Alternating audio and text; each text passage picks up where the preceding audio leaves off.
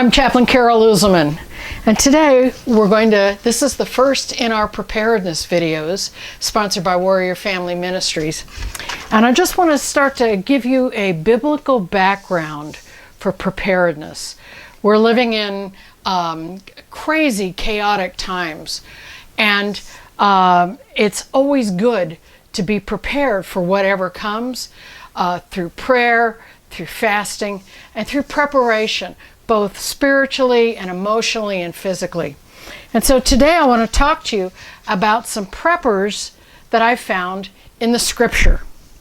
And the first one, the biblical basis for being prepared, the first one is in Proverbs 22, verse 3.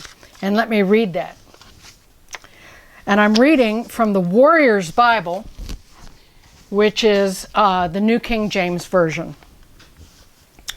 A prudent man foresees evil and hides himself, but the simple pass on and are punished. And so we are prudent people, and when we see evil on the horizon, or even chaos on the horizon, or confusion, we want to be prepared in all seasons for whatever comes. One of the primary preppers that we think of when we think about this that's in Scripture is Noah. We know that Noah built an ark. God told him it wasn't raining when Noah built the ark. But God said, tough times are coming, and I want you and your family safe, so I want you to build this ark. Now, there was not a whole lot of people that paid a lot of attention to Noah. We know that. But Noah obeyed God. He heard the voice of the Lord to say, get ready, get prepared. And he obeyed, and he and his family, and we know that 2 of every kind of animal were saved. 2 of all the animals and 7 of the clean ones, considered clean by God. And sure enough, they came out of the ark safe on dry land. Another prepper in Scripture that everybody knows about is Joseph. And I want to just read a little bit about Joseph. There's some things I found out about Joseph when I studied this that we want to think of in light of the times that we're looking at.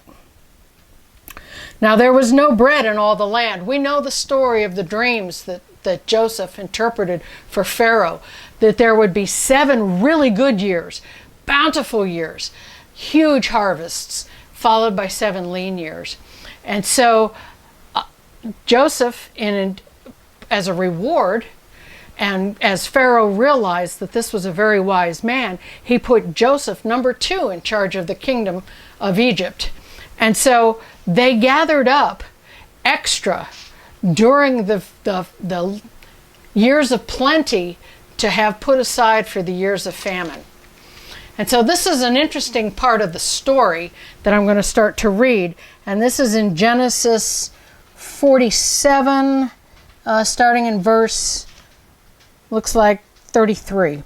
Now there was no bread in all the land, for the famine was very severe, so that the land of Egypt and the land of Canaan languished because of the famine. And Joseph gathered up all the money that was found in the land of Egypt and in the land of Canaan for the grain which they bought, and Joseph brought the money into Pharaoh's house.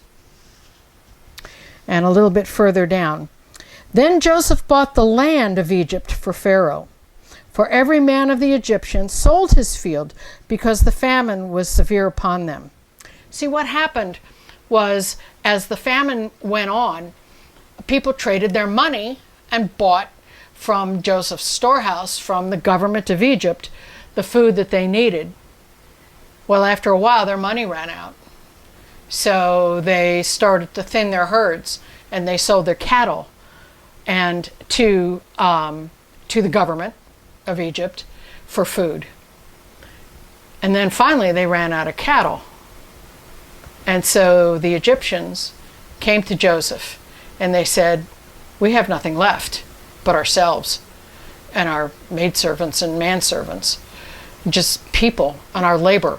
And so can we trade our land and our labor to the government so that we don't starve? And Joseph said yes. And so, and I'll take this up a little. So the land became Pharaoh's, Remember that. The land became Pharaoh's. Land that was owned by the citizens of Egypt became the property of the government of Egypt. And as for the people, he moved them into the cities from one end of the borders of Egypt to the other end. They had to move off their land because they didn't own it anymore, and they had to move to cities. Only the land of the priests he did not buy, for the priests had rations allotted to them by the Pharaoh, and their rations and they ate the rations which Pharaoh gave them. Therefore they did not sell their lands. Then Joseph said to the people, "Indeed, I have bought you and your land this day for Pharaoh. Look, here is seed for you, and you shall sow the land. And it came to pass in the harvest that you shall give 1/5." In ancient cultures, the tithe or the tenth was the common portion to give as a tax. But now it was 1/5. Now it's 20% in this story. "You shall give 1/5 to Pharaoh. 4/5 shall be your own. Sow seed for the field and for your food, for those of your households, and as food for your little ones." So they said, "You have saved our lives. Let us find favor in the sight of the Lord, and we will be Pharaoh's servants." And Joseph made it a law over the land of Egypt to this day that Pharaoh should have 1/5, except for the land of the priests only, which did not become Pharaoh's. If we're facing hard times, we want to keep what's ours and not sacrifice it, like happened in the story of Joseph. A lot of people don't realize that that's the downside to the story of Joseph's storehouse. Joseph was brilliant. He worked for Pharaoh. And Pharaoh, because of that famine, gained extra land. The land of Egypt became owned by the royal family, no longer by the people of Egypt. We don't want to be in that position. So we prepare so that if bad times come, we can keep what's ours, so we can protect our family and other families. And we know the rest of the story about how Joseph's brothers and father came down to Egypt and did get the best of the land. And we want to follow those principles that Joseph used about seeing ahead that there's going to be good years and bad years, and store up in the good years just in case of the bad years. Now, one of the other folks in the scripture is the Proverbs 31 woman. And let me turn to that. We know that she takes care of her household and her servants, as she prepared so that they would be warm and clothed. She seeks wool, and this is Proverbs 31. She seeks wool and flax and willingly works with her hands. She is like the merchant ships. She brings her food from afar. She also rises while it is yet night and provides food for her household and a portion for her maidservants. She considers a field and buys it. From her profits she plants a vineyard. She girds herself with strength and strengthens her arms. She perceives that her merchandise is good, and her lamp does not go out by night. She stretches out her hands to the distaff, and her hands hold the spindle. She extends her hand to the poor, yet she reaches out her hands. Yes, she reaches out her hands to the needy. She is not afraid of snow for her household is clothed with scarlet. You can see the Proverbs 31 woman prepared her household for whatever was to come. So she had no fear of snow or bad weather because she had prepared. You can see that she was working in wool and spinning, wool and flax, but she also owned a vineyard and she planted that. So she had multiple income streams, but she did it all with the purpose of taking care of her family, of preparing her household for whatever was to come. We know about the 5 wise and 5 foolish virgins that went out to meet the bridegroom, and 5 had their lamps full of oil and their wicks trimmed, and 5 didn't. And Jesus chastised the 5 that didn't, because at the last minute They weren't able to go buy the oil and the supplies that they needed to greet the bridegroom. So we want to be like the 5 wise virgins and always have our lamps full of oil. Be prepared, because we don't know when the bridegroom's coming. We don't know when we're going to be in need of those trimmed wicks and those full lamps. And then finally, the one in Scripture that I want to talk about is Jesus.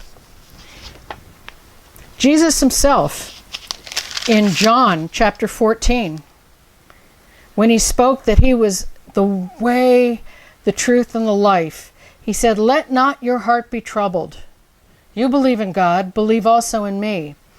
In my Father's house are many mansions. If it were not so, I would have told you. I go to prepare a place for you." And we can see that Jesus went to prepare a place for us. He was a prepper too. He prepared the way for us to come into right relationship with the Father. And so he prepared. So why are we preparing? We want to have a prepared mindset. We want to be ready in season and out. We want to refuse to be a victim. We want to be able in a crisis of any sort to help, to not only make sure our family is safe, but to help our friends and neighbors. And so we're going to go into this further, that we can see how to physically prepare, as well as emotionally prepare and spiritually prepare for whatever comes down our way in our culture and in our nation and in our world these days. So stay with us, join with us, and we'll continue on. Hello, this is Chaplain Carol Uselman, and welcome back for our second part of why we prepare. So why are we preparing? What do we need? We need a prepared mindset. We need to be ready to face whatever comes. How do we do that? We be ready in season and out. And Scripture tells us this, to be ready to give an answer in season and out. Well, we can also be ready to help our neighbors and to take care of our family in season and out, no matter what comes. Just like we talked about in the earlier video about some of the people that prepared in Scripture. We want to be able to help our friends and family in a crisis. What kind of crises will we possibly face in these coming days? It's not just all from our world around us. We may get laid off from a job. We may have health issues that preclude us from working, and we find a need that we have to go help our family member or a neighbor. We may be looking at things that happen in our neighborhoods. We may be looking at things that happen in our state or our region or nationally. So we want to refuse to be a victim. So many folks in the church and in our world don't know what to do if a crisis happens.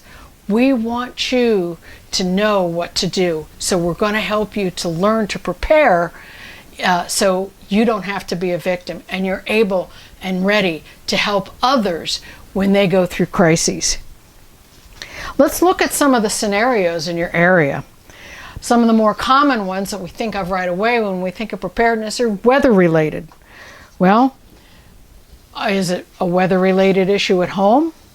Or are you away from home? Are you traveling when there's a weather-related issue? Are they accident problems? Cars or motorcycles, or chemical or hazmat spills in your neighborhood?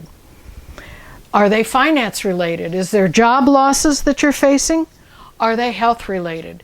Right now we're in the midst of a pandemic and we have stay-at-home orders. So a lot of us are not venturing out as much as we have in the past. We have certain rules and we have certain protocols that we have to follow to stay healthy and whole so that we can go help others.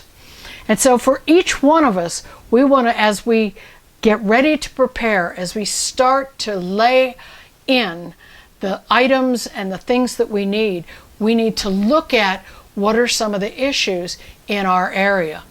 5 miles from here, there's a train depot, and there's a lot of tank cars in that train yard. And I don't know what's in them, but it could be a hazardous material. If one of those ruptures and the wind is right, there may be the county sheriff comes down my street with a bullhorn saying, you have to leave in 15 minutes because there's, say, a chlorine cloud coming. Chlorine gas is highly toxic. Again, you might get a signal on your phone, a weather-related thing, that there's tornadoes in your area, and you're going to have to seek shelter that way. Tornadoes are very devastating, but you need to be ready to help people maybe a block over that get hit by one. It can be close. We know people that have house fires. There's all kinds of hazards these days that we can be ready to help and lend a hand in those times. As chaplains, we always want to be full of hope and compassion, and especially hope. We are carriers of hope. That's who we are. And if we're worried about what's going on with our family at home, it's harder for us to be the hopeful people that God has called us to be as we minister to others. And so we want to be ready and secure in our own preparations to be able to face whatever is going to come. So to sum all this up, as chaplains, as people of faith, we want to follow Jesus, and we want to follow those that have gone before us in the scripture, and be ready in season and out of season to lend a hand, not just spiritually, but also physically as well. We want to be secure. We want to be secure in our own preparations so that we can be a blessing to other people. Join us for the next segment of our talks together.